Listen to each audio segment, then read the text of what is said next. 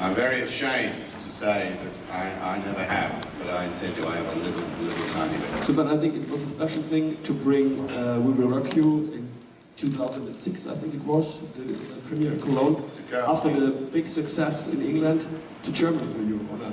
Certainly, I've said many times that the success of We Will Rock You in Germany is one of the most, for me, the most exciting and poignant parts of my career. We had, as you know, I think, a huge success in London. We ran for 12 years and played to over 7 million people, which of course is a triumph that none of us are likely to replicate. But to run 5 years in Cologne and then to be able to appear in cities in Germany and in the German-speaking world, in Switzerland and in Austria, for me, as the son of a German and somebody who has spent so many happy holidays in Germany as a child, on my uncle's farm, to make a success in Germany has been a very, very important and wonderful thing for me. So yes.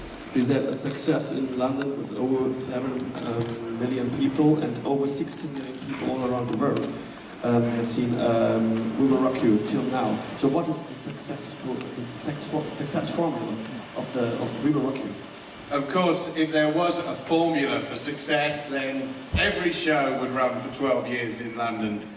In London's biggest theatre. Of course, we build our show on the music of Queen, and Queen's music is uniquely collective. It's about the community, the audience, as well as the performers. It's very egalitarian. It is for the people. Queen music is played in stadiums. Wherever sport is played, you will hear Queen music. So we have a show that starts with music that the world loves. And I like to think that I thought very hard, I thought very hard about my story, because I don't think it could be just any story. It had to be a legend like King Arthur or Asgard, Thor and Odin. I remember saying to Brian and Roger, maybe we should set it in Asgard. Maybe the Queen musical should be about Thor. You know, because it's big music. But then where is the humour? Of course, Queen were always also about comedy and theatre, opera and entertainment. And so I made up my own legend. And instead of a sword in the stone, there is a guitar.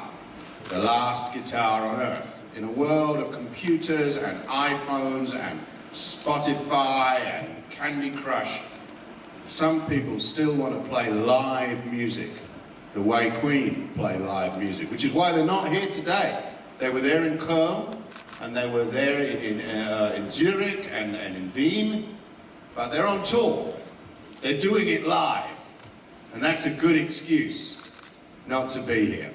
So my legend is about live music, playing guitars again, not computers.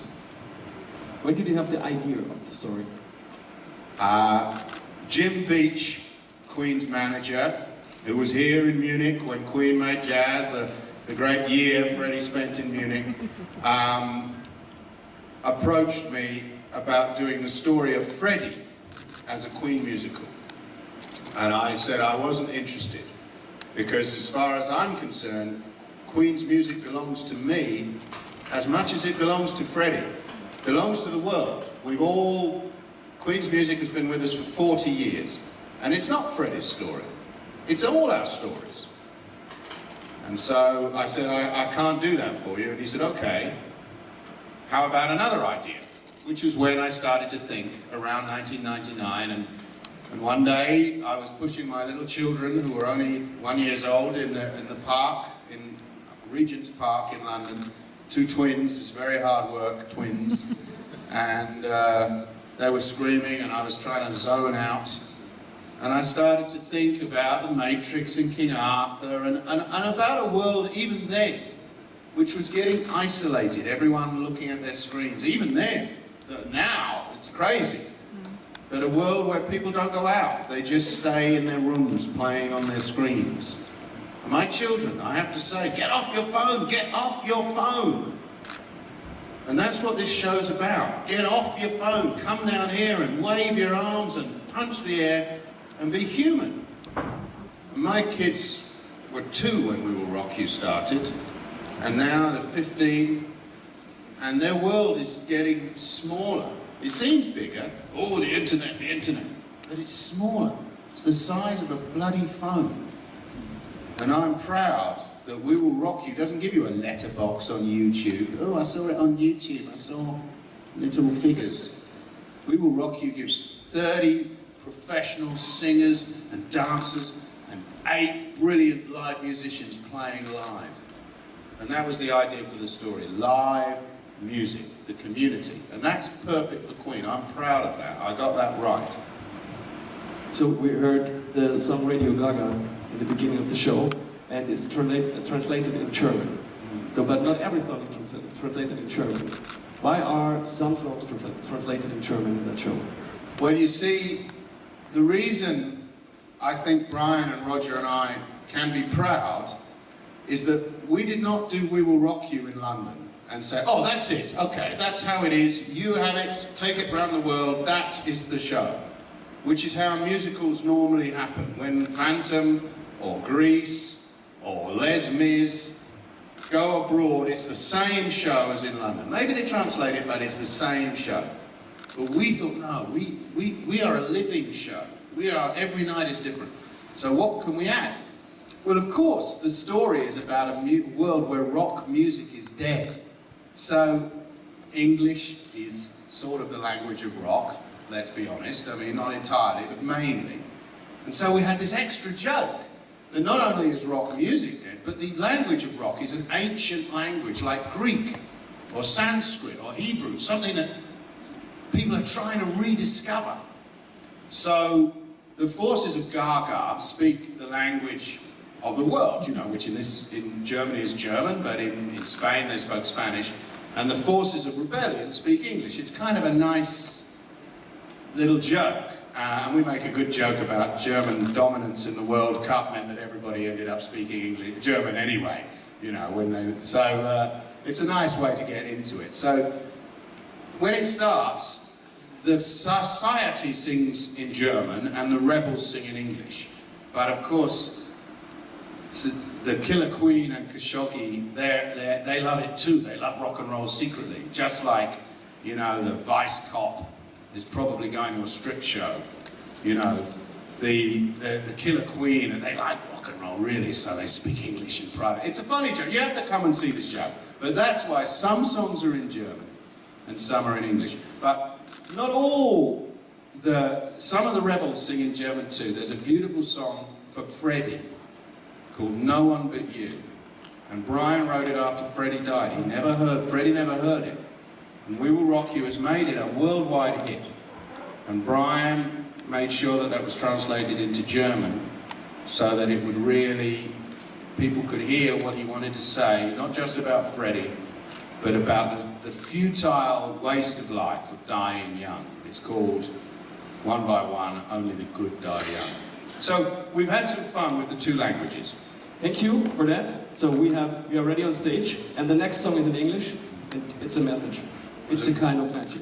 Yeah, it was a very long answer. I'm sorry. I talk too much. Be back in a few minutes.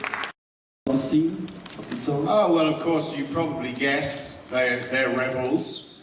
They're members of the underground resistance group who call themselves the Bohemians. And Bohemians believe that there's more to life than being online. And they believe that one day the world will come together and play live music again, and it will be a rhapsody. So the Bohemians are dreaming of the Bohemian Rhapsody. And of course the Killer Queen, who is the senior executive officer of GlobalSoft, which is a kind of Disney, Dream, Apple, Googly, whatever-y, Murdoch-y conglomerate. She fears the Rhapsody more than anything, because if the Rhapsody comes, then the kids will choose their own entertainment again. make their own entertainment instead of just downloading what she wants to give them.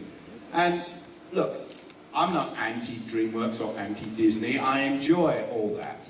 But what I don't enjoy is that when I was a kid, for instance, we would find out what the big movie of the summer was at the end of the summer.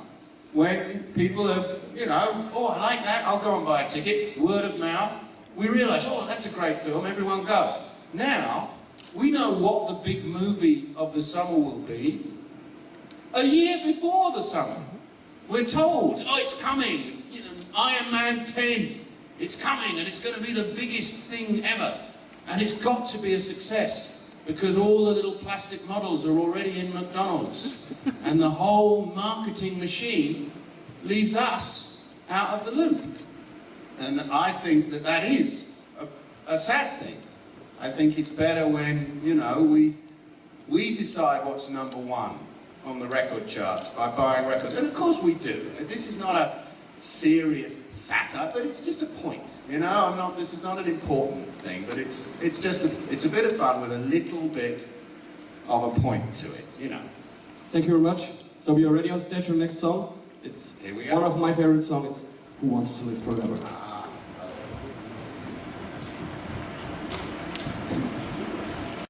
Rebels who are outside society trying to find their dream and fall in love, of course. They have some difficult times. They aren't always as sweet as that.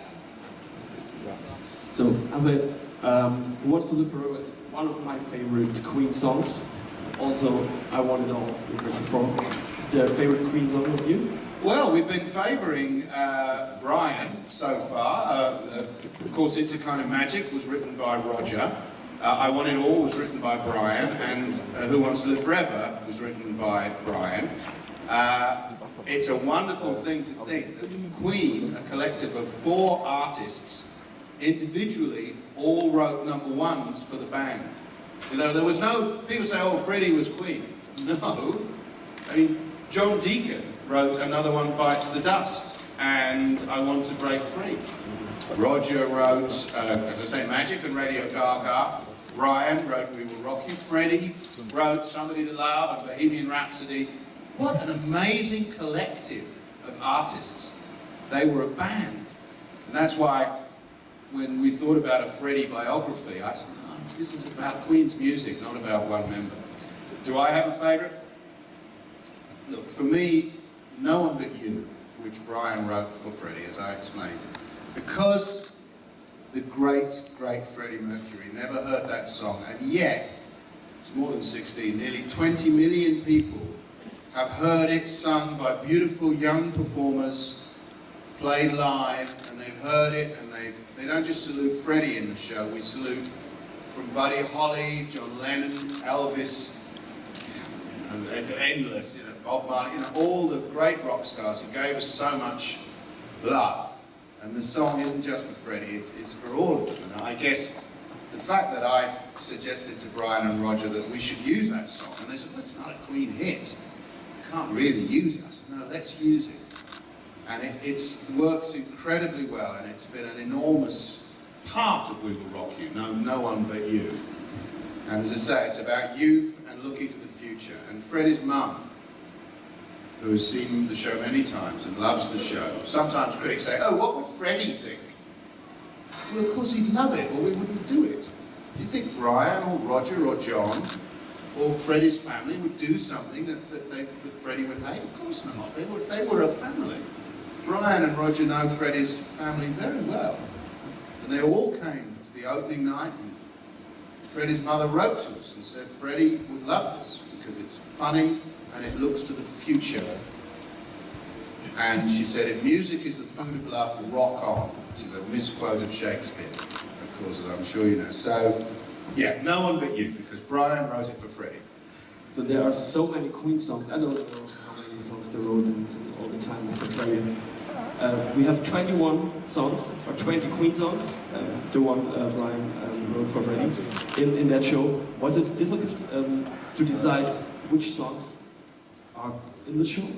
It was a delightful difficulty. I mean, can you imagine, as a writer, a middle-aged writer, who's been brought up with rock and roll, you know, anyone, you know, under 60, our music is rock and pop. It's not, my parents listen to classical music, I listen to rock and pop, and I'm a writer.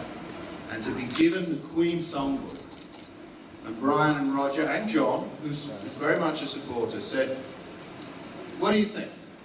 And I made my selection and we discussed it. It was difficult. I mean, Don't Stop Me Now is only half in the show. There's some we don't, you know, the show must go on is not in the show. You're My Best Friend is not in the show. It was difficult, but it was a wonderful trouble to have. Thank you, then Elton. One song is in the show. You have to be in the show. It's the title track. We will rock you. We will rock you.